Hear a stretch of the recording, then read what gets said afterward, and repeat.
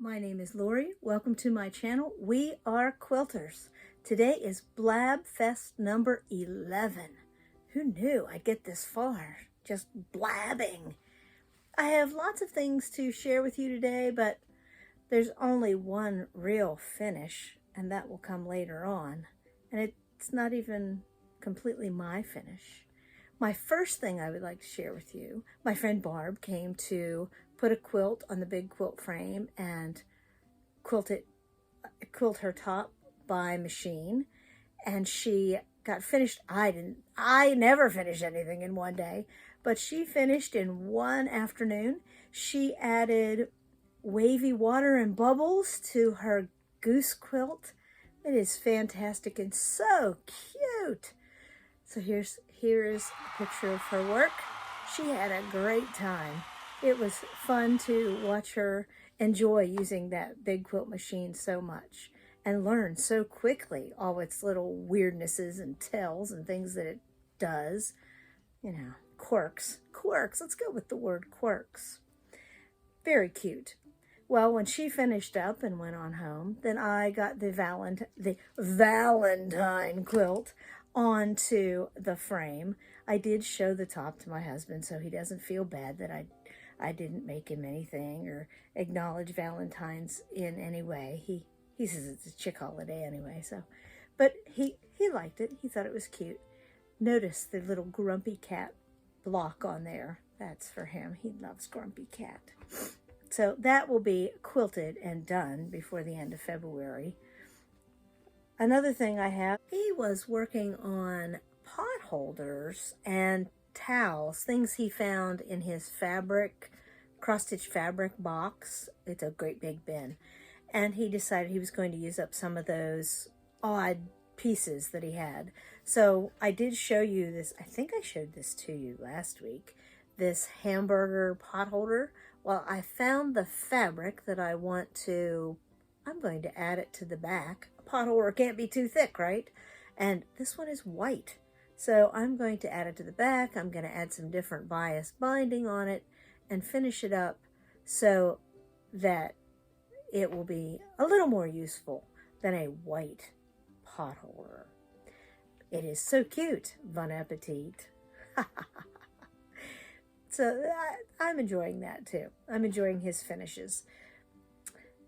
The weather quilt I talked about last week. I had 21 blocks done. I still have 21 blocks done. I have not had much sewing time since I filmed the last episode. I do have some the coloring sheets here to show you. So these are the West Virginia block coloring sheets. And here is how I fill in the colors so that I can glance at it and know that I have the right pieces as I'm using the little cutting chart. I use the cutting chart list and I put little dots off of the main chart, and then I sit and color, and I put those in pairs together, and then I sit and cut.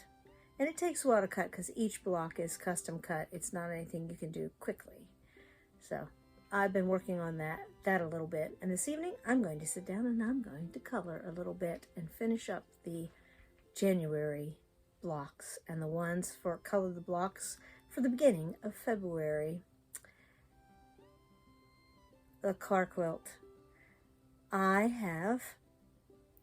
got 2 blocks done for the car quilt, which that's not a record, but I was using those as a leader ender project.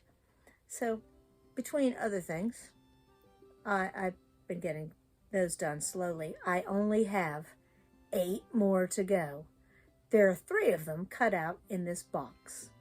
So I'm hoping that by the next time I see you on a Blabfest Friday, I have those blocks all finished.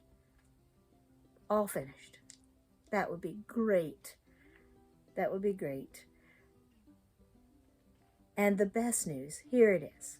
And the best news, the best thing since the last time I filmed, this is the surprise from the last Blabfest. I had it folded up and I had clips on it, and you could see the little ribbons that I used for hanging it. Well, I finished putting together the cross-stitch wall hanging. Dan did the cross-stitch of the quilt. He had a pattern card, and he finished the whole cross-stitch. He added sashing in between. That wasn't part of the pattern, but he added the purple sashing in between because he loves purple, and it looks fantastic. I added a couple borders, added a little bit of quilting and some binding, and now it is hanging on my chair to decorate my sewing space. Isn't that beautiful? And here's one of the blocks up close so you can see.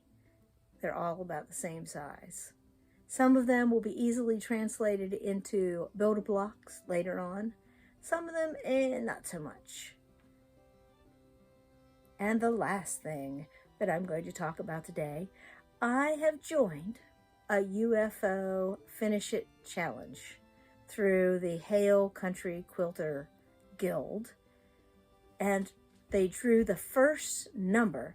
If you look at this chart, you chose 8 projects that you would like to try to finish during this challenge, and they are numbered.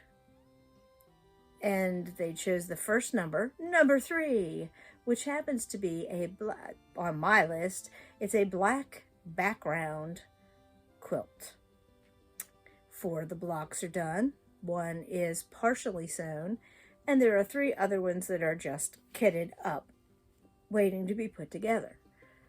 So I picked these 8 random things that I probably wasn't going to work on accidentally during the course of the year, but it would be nice to have them done. I think this one will probably be a charity quilt because it's bright and it's colorful. It will be very cute when it is all finished up. I hope that by the next time I talk to you on a Blabfest, I will have some more finishes to share with you. What are you finishing up this week? Have a nice weekend. See you later. Keep sewing.